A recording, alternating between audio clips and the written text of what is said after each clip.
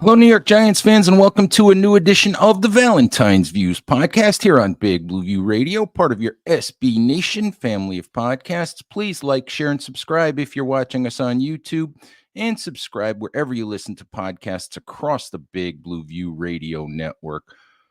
All right, as we roll through the NFL playoffs here, a couple things that I wanted to talk about before we even talk about the New York Giants. Actually, one thing I really wanted to talk about. I try really, really hard to maintain my objectivity as I cover the New York Giants. Been doing this since 2007.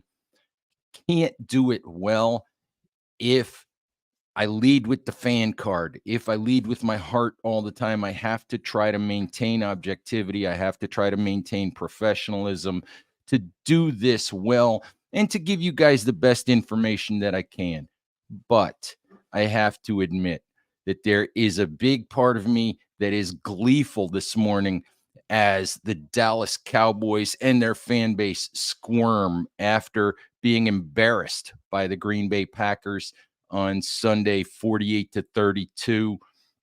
The Mike McCarthy watch now on, the possibility that Bill Belichick might become head coach of the Cowboys, the fact that a very, very chastened Dallas Cowboy owner Jerry Jones called it the most painful playoff loss that he could recall suffering, in the post game last night.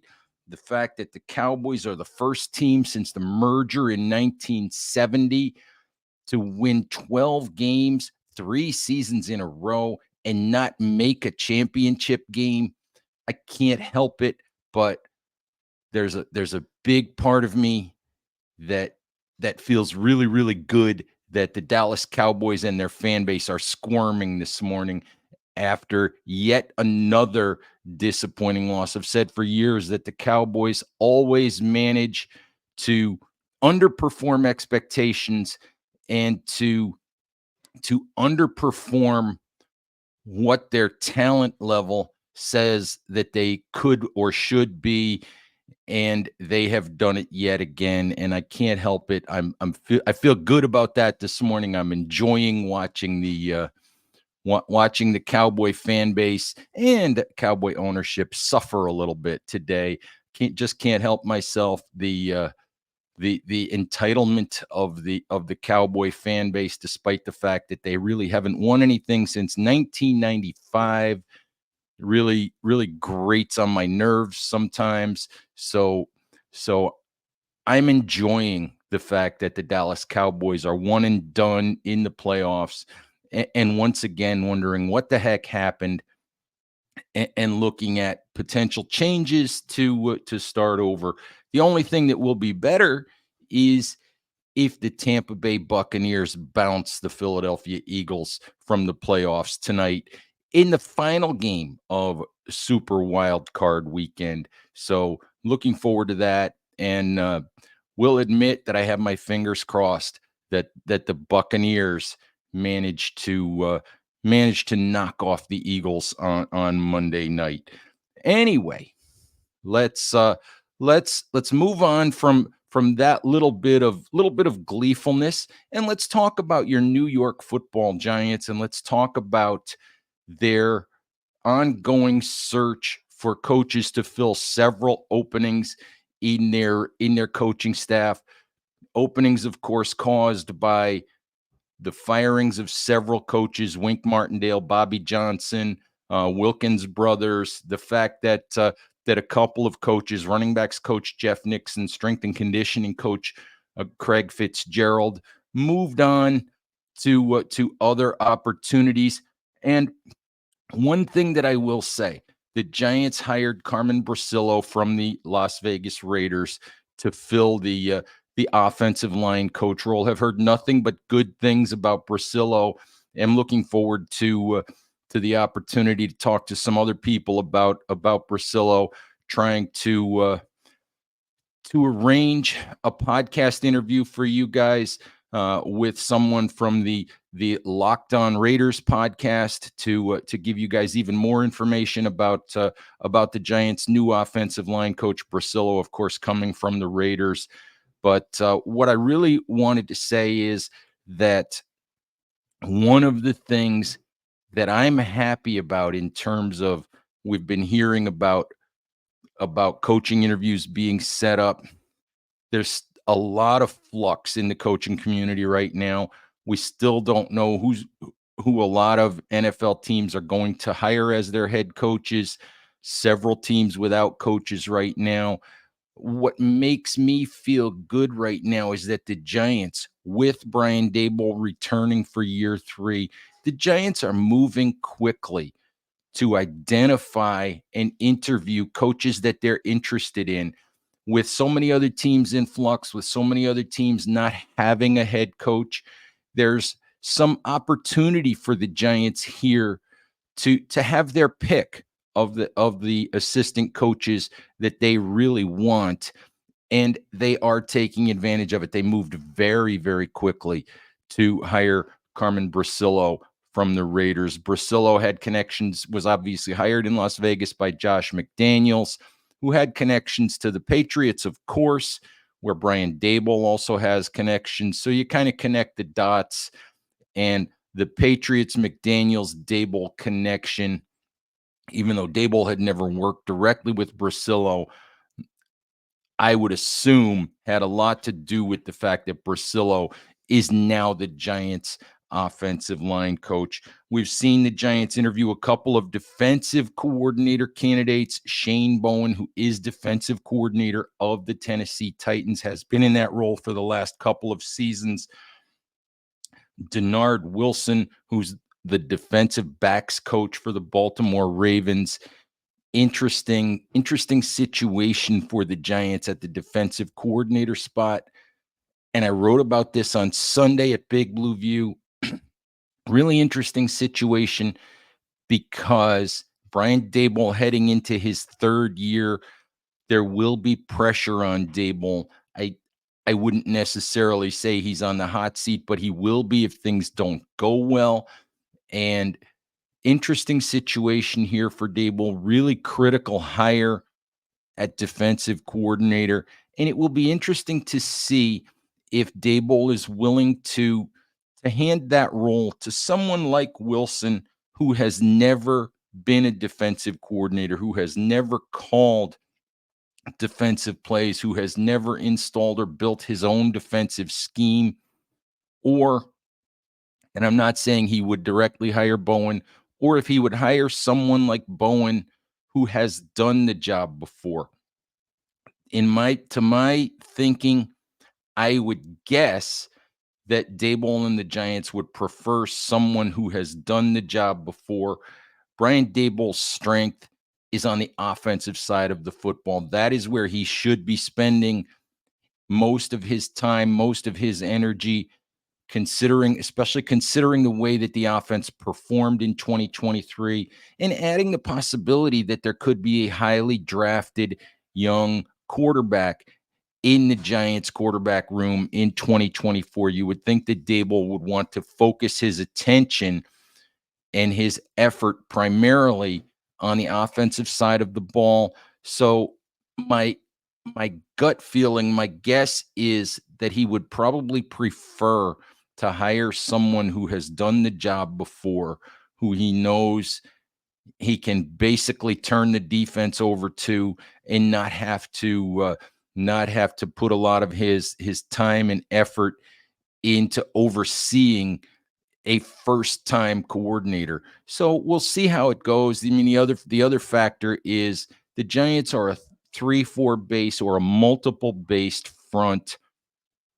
And I think the personnel that the Giants have in their front seven, Dexter Lawrence, Kayvon Thibodeau, Azeez Ojulari, Bobby Okereke, Micah McFadden, these guys are 3-4 base or multiple base, personnel players. They're not really 4-3 players. So I think the Giants will likely stick to someone who runs a 3-4 or plans to run a 3-4 or plans to run a multiple defense. You're probably not going to find somebody who's as aggressive as Wink Martindale was in terms of the blitz, but my guess is that the Giants will lean toward a 3-4 coordinator simply because that fits the front seven personnel that they currently have.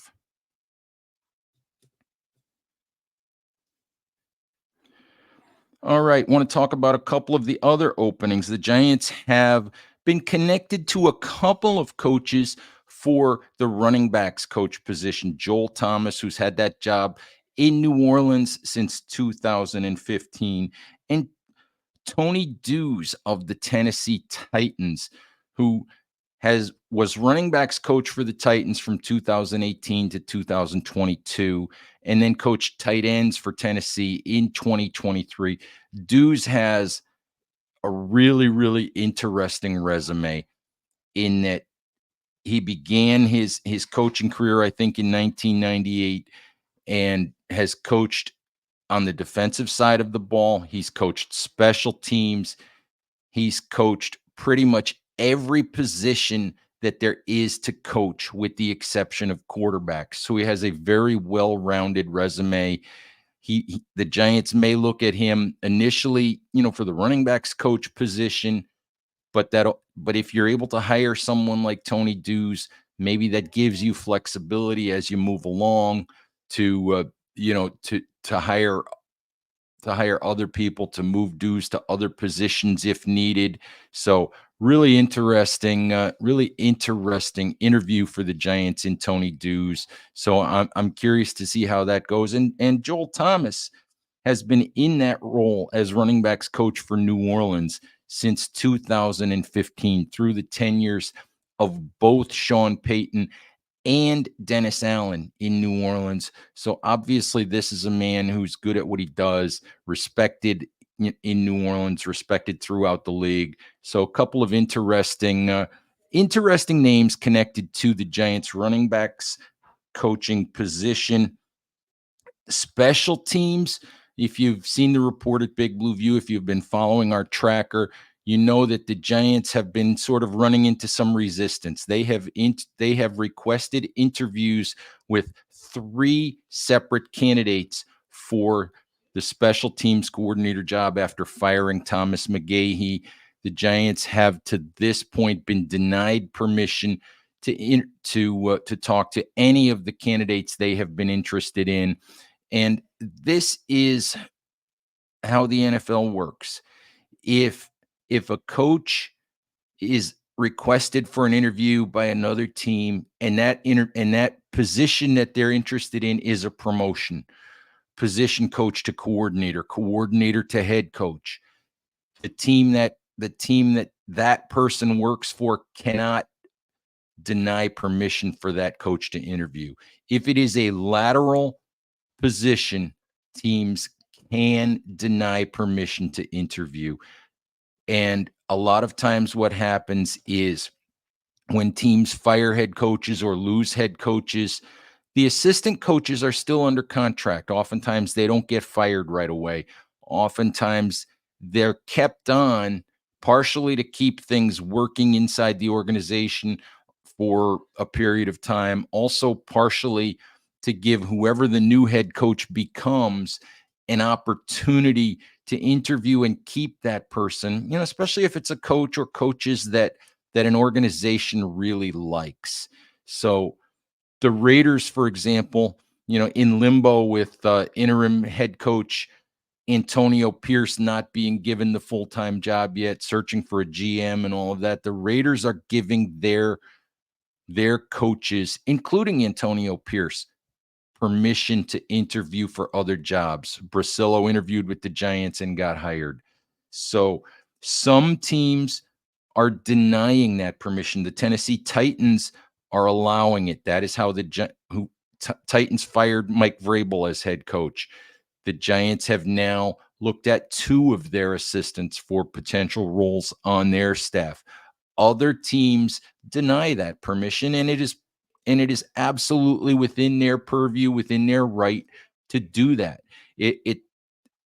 You may consider it unfortunate, but teams may want to keep those coaches, and if they're good coaches, you can't blame them. They may want to give, as I said, the new head coach an opportunity to keep that coach. Thomas McGahee, for example, you know worked for 3 different Giants coaching staffs. So it's up to the teams, and everybody looks at that a different way. All right, we talked about the Cowboys a little bit, and just wanted to end today's show, a relatively quick show for you guys. Wanted to end today's show with a reminder that there are 2 wild card playoff games today, this afternoon, late afternoon, I think at 4:30.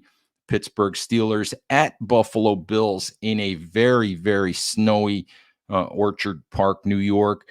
As I record this show, that game is still on. It was moved from Sunday to Monday. Still hazardous travel conditions in Buffalo. More snow expected. So not going to be easy for folks to get in and out of Buffalo for that game.